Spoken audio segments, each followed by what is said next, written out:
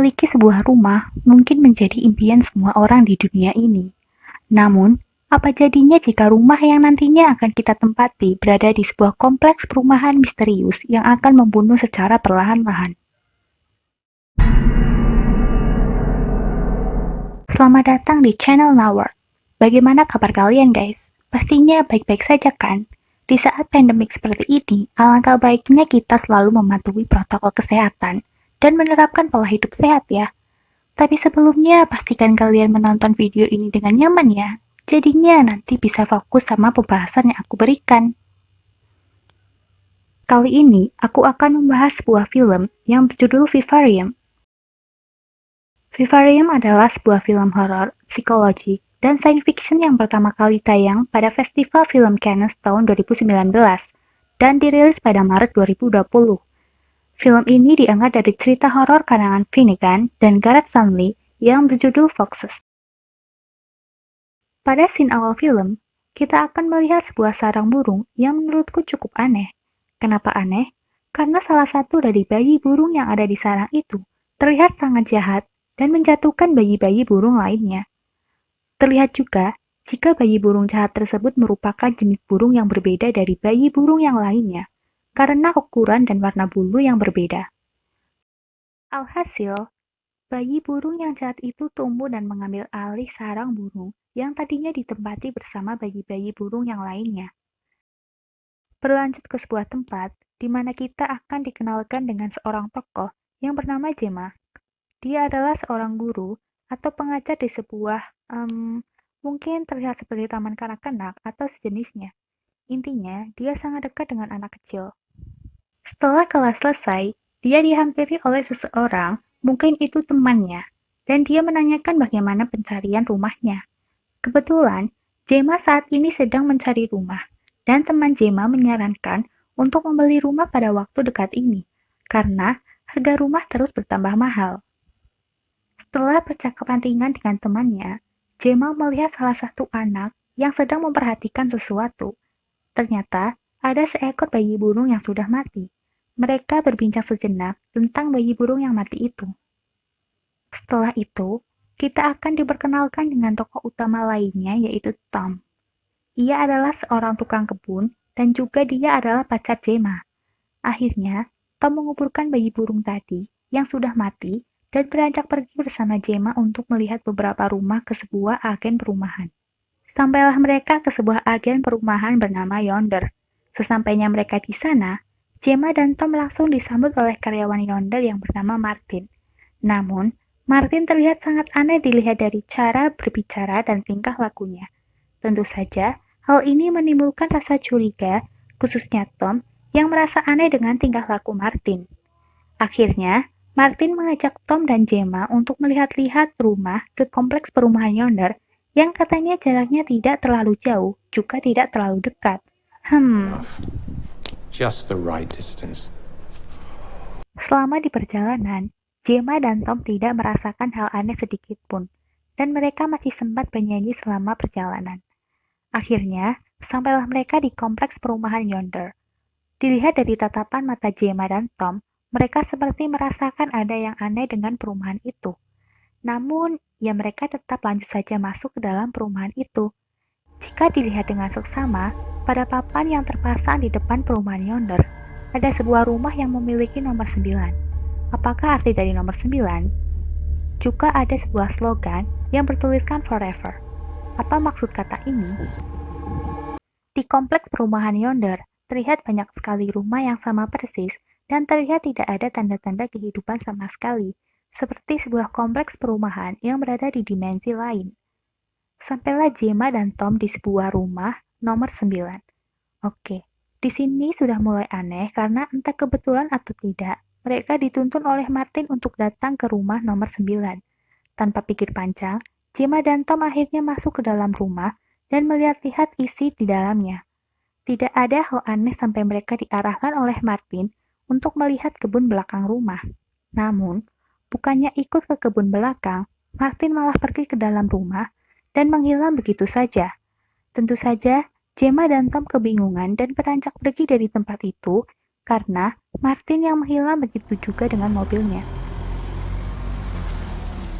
Namun, apa yang terjadi?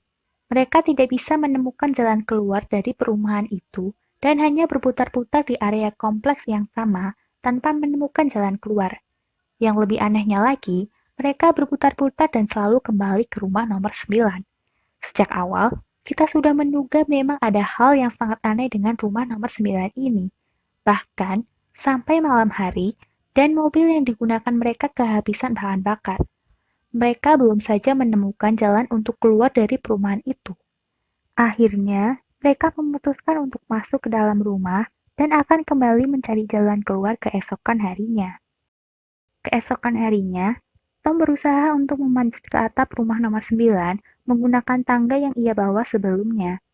Dan terlihat hanya ada hamparan perumahan yang sangat luas dan langit yang sangat aneh dengan awan-awan yang bentuknya sama satu dengan yang lainnya. Sama sekali tidak ada hal lain yang terlihat selain perumahan yonder yang sangat luas.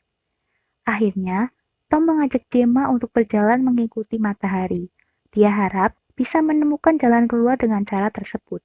Setelah berjalan seharian, mereka menemukan sebuah rumah yang terlihat seperti ada penghuninya karena lampu yang berada di dalam rumah mereka menyala. Mereka bergegas masuk, dan ternyata rumah itu adalah rumah nomor 9 yang mereka tempati dari awal. Kok bisa gitu ya? Padahal mereka pasti selalu berjalan lurus. Terlihat juga ada sebuah kotak kardus yang tergeletak di jalan depan rumah mereka. Kotak itu berisi bahan makanan yang cukup banyak. Karena kesal, Tom akhirnya mengambil kotak kardus itu dan menyobeknya untuk membakar rumah nomor 9 dengan harapan akan datang bantuan jika ada yang melihat kepulan asap dari rumah yang mereka bakar. Mereka memilih untuk tidur depan rumah dan menunggu rumah itu terbakar.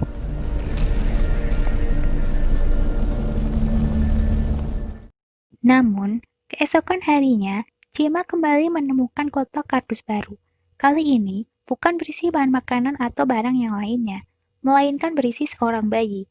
Bayangkan guys, dikirimin bayi. Gimana gak bingung mereka berdua? Terlebih lagi, di dalam kotak itu bertuliskan, Raise the child and be released. Artinya, besarkan anak ini dan kalian akan bebas. Namun, bayi ini tumbuh sangat cepat dan sudah menjadi anak laki-laki mungkin umur 10 tahun. Padahal, sebelumnya bayi ini seperti bayi yang baru lahir. Anak ini juga sangat aneh. Dia selalu menirukan cara bicara dan tingkah laku dari Gemma dan Tom. Bahkan, suara anak ini sangat berat tidak terdengar seperti suara anak laki-laki seumurannya. I'm to blame? How is this my fault, Tom? I'm sorry, Jem. It's just this place is making... Ditambah lagi, anak ini akan berteriak kalau dia sedang lapar. Entah kenapa bisa seaneh ini. Namun, apa boleh buat, Gemma dan Tom harus tetap merawat anak aneh ini. Yum, yum. Setelah itu, Tom akhirnya meletakkan kotak kardus yang sebelumnya dan diletakkan kembali di jalan depan rumah mereka. Gemma menyadari bahwa anak itu selalu mengamati mereka berdua. Bahkan, sampai percakapan mereka anak itu akan menirukannya sama persis. Di saat Gemma masuk ke dalam rumah untuk mengambil kopi, Tom terkejut karena puntung rokok yang dia lemparkan ke anak itu jatuh dan membuat rumput depan rumahnya seketika lenyap.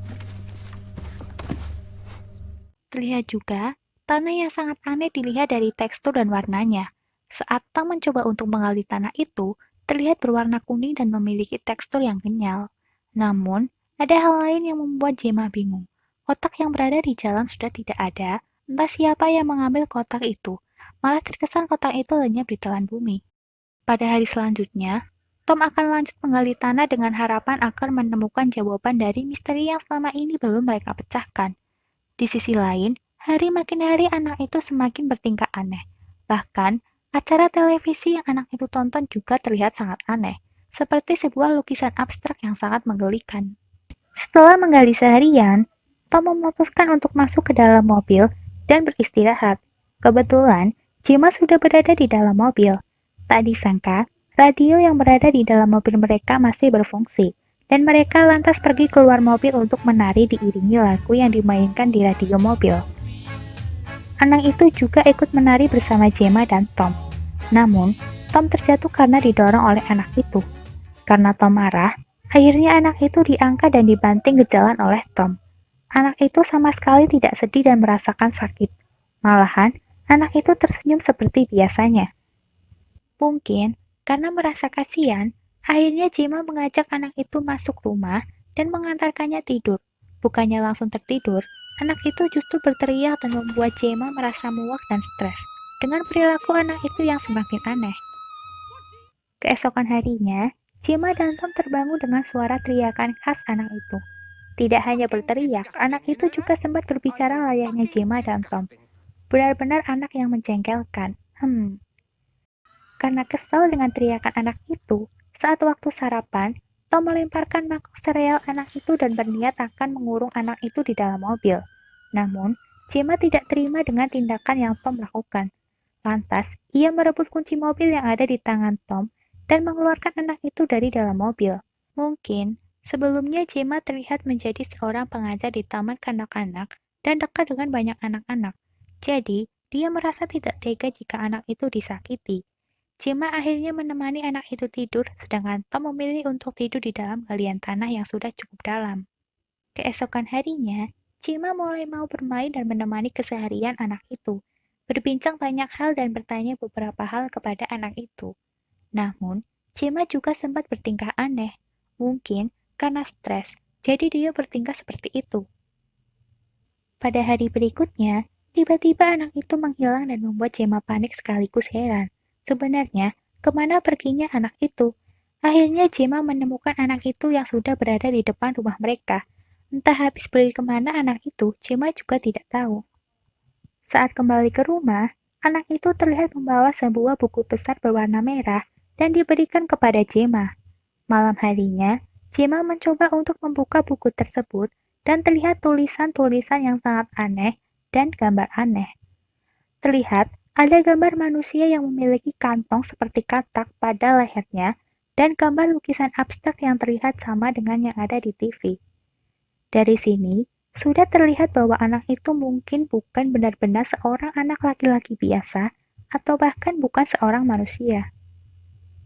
Untuk mengetahui lebih banyak hal tentang misteri ini, akhirnya Gemma mengajak anak itu untuk bermain sebuah permainan. Gemma menyuruh anak itu untuk meniru semua orang yang ia temui hari ini. Anak itu bisa dengan baik menirukan cara berbicara dan tingkah laku Gemma dan Tom. Namun, hal yang sangat mengerikan terjadi. Pada saat Gemma menanyakan apakah ada orang lain yang anak itu temui, anak itu menjawab ada. Lantas, Gemma menyuruh anak itu untuk menirukan orang yang ia temui. Namun, anak itu justru bersikap layaknya alien atau makhluk sejenisnya.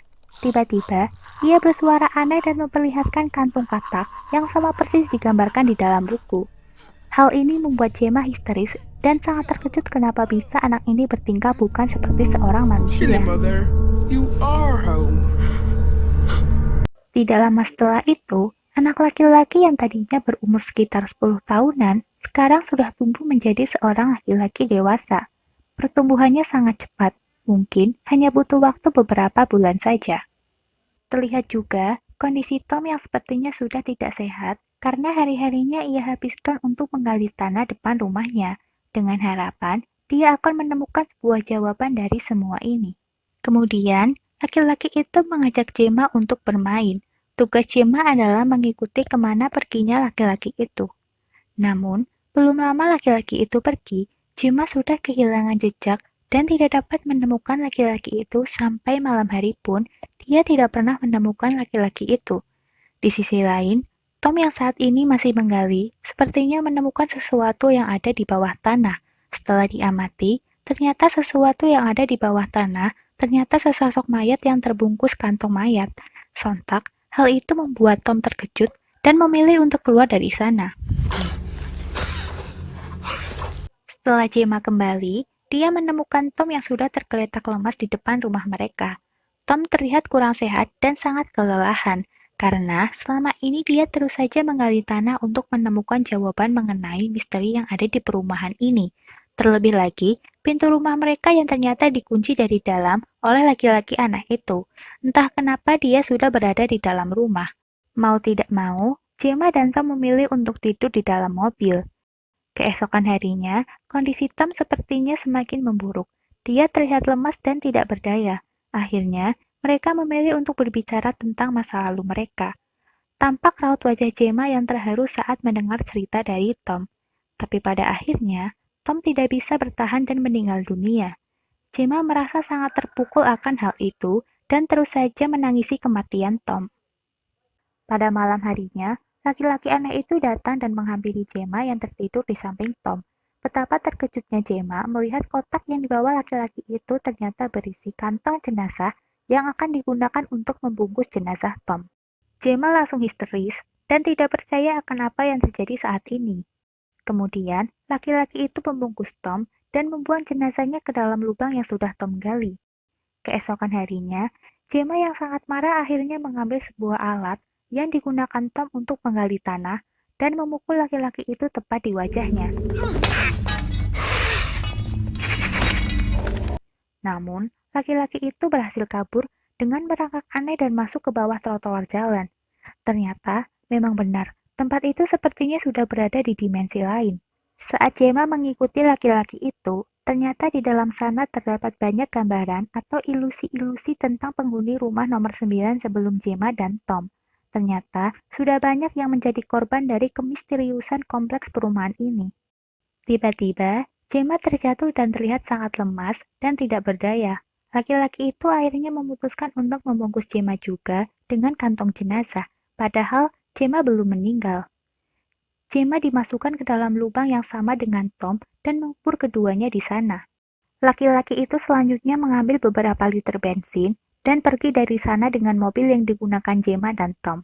Anehnya, laki-laki itu dengan mudah bisa keluar dari perumahan itu dan kembali menuju kantor agen perumahan yonder. Terlihat, Martin yang sudah tidak berdaya dan terlihat lebih tua. Akhirnya, laki-laki itu membungkus Martin dan melipatnya kemudian dimasukkan ke dalam lemari. Kok bisa ya dilipat kayak gitu? Sebelum Martin dimasukkan ke dalam lemari, laki-laki itu sempat mengambil name tag Martin dan memasangkan di bajunya. Dan ternyata, Martin itu akan selalu berganti setiap ada keluarga yang datang ke rumah nomor 9 dan terjebak di sana. Setiap bayi yang diberikan ke keluarga yang terjebak di rumah nomor 9 akan tumbuh dan menjadi Martin baru untuk menggantikan Martin yang lama. Akhirnya, scene ditutup dengan datangnya keluarga baru ke kantor agen perumahan yonder. Bisa kalian tebak bagaimana nasib keluarga itu kan guys? Film pun berakhir.